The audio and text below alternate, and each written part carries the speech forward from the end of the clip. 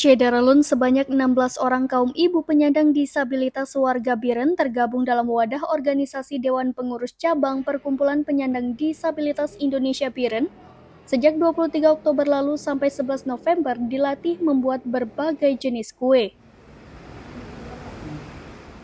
Kegiatan pelatihan berlangsung di salah satu aula panti sosial Desa Cot Badatunong Pesangan Biren yang juga sekretariat PPDI Biren.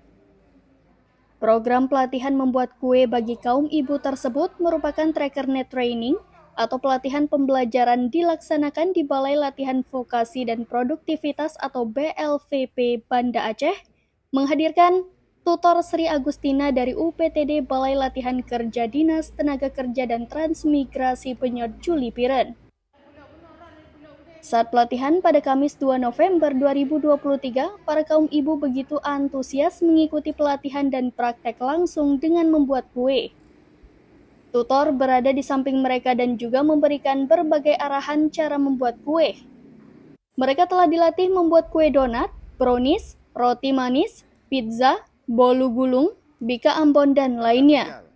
Usai pelatihan nantinya mereka diharapkan mampu membuat berbagai jenis kue dan dapat menambah penghasilan keluarga. Dari Biren, Yusmandin Idris, serambinews.com. Download Tribun X sekarang, menghadirkan lokal menjadi Indonesia.